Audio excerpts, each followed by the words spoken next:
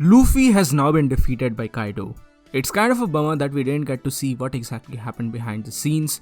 It's just implied here that Luffy kind of lost his control over the Haki, and that is the major reason why he lost in front of Kaido. It's kind of sad that we didn't actually get to see the fight per se, but I guess Oda is going to introduce that as a flashback element once Luffy eventually gets up, because of course he's going to get up.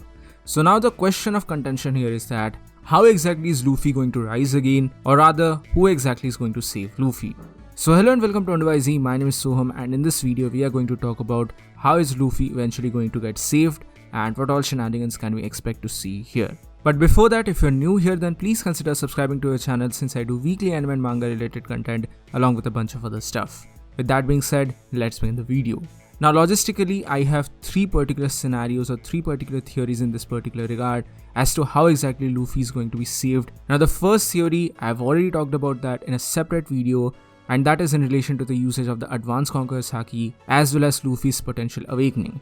I've already talked about it in this particular video, you can watch it here, links are in the description below. But basically here in this video, I talked about the potential of Advanced Conqueror's Haki and its implication about how a Supreme King can literally overpower death in itself. It's kind of related to the Kozuki Oden situation and how he survived 1 hour in that particular boiling oil. Here in this video, I've gone quite in depth over how exactly the Advanced Conqueror's Haki can eventually overpower death and in turn overpower water in itself, one of the biggest setbacks for Devil Fruit users. I know that on first thoughts this particular theory might sound wacky, but I really advise you to go and check this video out to have a better understanding of this particular theory. Now moving forward, we have the second theory, which is possibly the most plausible explanation and the most likely thing which is actually going to happen, and that is the fact that Luffy is going to be saved by the submarine of the Heart Pirate. Because here we have to remember that Law's crew had actually not been able to reach Onigashima because before that particular point, Kaido lifted the island up and it's now reaching towards the center of Wano. So yeah, they are most probably trailing the island behind in the waters, and the most likely scenario here is that their submarine is most likely going to save Luffy in a situation kind of similar to Marineford.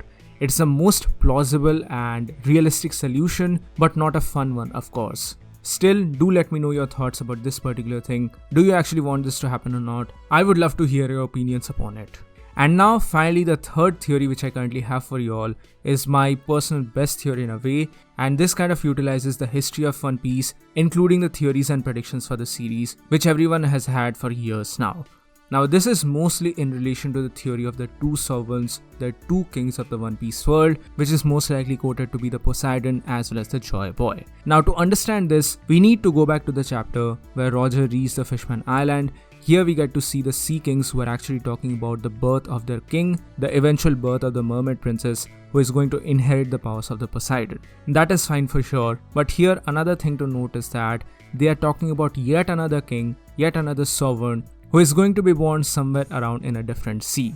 This is most likely a reference to Luffy, who is a quote-unquote reincarnation of Joy Boy, or maybe a person who is going to inherit the will of Joy Boy. It's still not 100% sure, especially after considering the dialogues from Kaido from chapter 1014 as to whether the powers of Joy Boy are something which is inherited by an individual or taken up by an individual even after their birth. Is it some sort of a deed or a task which needs to be done?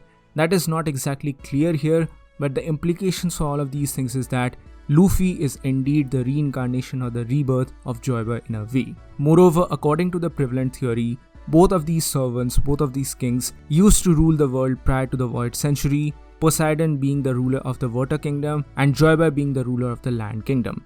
Now here it is kind of implied that Joy Boy actually had made a promise to Poseidon to lift up the people of the Water Kingdom or the Fishman Kingdom into the current world using the powers of Poseidon and using the powers of the Sea Kings in a way, but for some reason he was unable to keep that promise, most likely because of the meddling of the world government or the Celestial Dragons, and that is why the Sea Kings here say that the two servants are probably going to meet here once again. The word again is very important here, because this is most likely a reference to the endgame of One Piece and how Shirahoshi and Luffy will factor into the destruction of the Red Line as well as the Holy Land Marijoa. But keeping all of these things in mind, keeping all of these theories in hindsight, I feel like the most plausible situation here is that Luffy is probably going to use his unconscious Conqueror's Haki inside the water and call forth the powers of the Poseidon to save him.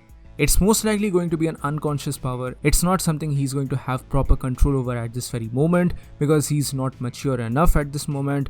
So yeah, it's probably going to be an unconscious power, a power which only appears when he pushes himself to the extreme end, and that is when this power kind of unlocks in a way. And due to this particular power, he's probably going to command the nearby sea creatures, most likely the carp as well as the octopus surrounding the waters of Wano, to come and save him. These are going to be the words and the orders of the Supreme King, so of course the sea creatures are going to oblige with it. However, to this particular theory there is yet another point of contention, and that is the fact that how exactly is this power going to work?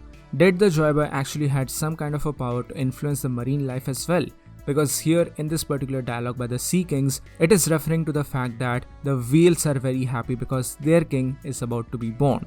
So is there some kind of a division among the powers where the Poseidon actually controls the powers of the Sea King and the Joy Boy actually controls the powers of the whales and other sea creatures? That might be the case, or maybe I'm just thinking too much into it and the actual power was a collaboration between the two kings to utilize the true strength of the world in a way. So yeah, I feel like at this particular moment, because of his dire needs, Luffy is kind of going to ask the powers of the Poseidon to basically command over the sea creatures to save him, and that is probably one of the major reasons why the carp as well as the octopus were so heavily featured while the Straw Hats are entering Wano. I know that the carp is kind of linked to the backstory of Kaido as well, but I definitely think that Oda can utilize it for this particular aspect as well to basically introduce the sea creatures who are going to be controlled or commanded over by Luffy's unconscious use of the Conqueror's Haki, and in turn the actual power of Joy Boy and Poseidon. I know this particular theory kinda sounds far-fetched, and the most plausible theory here definitely seems to be that the submarine of the Heart Pirate is going to save Luffy, but we can obviously make these theories because it makes a lot of sense in my opinion.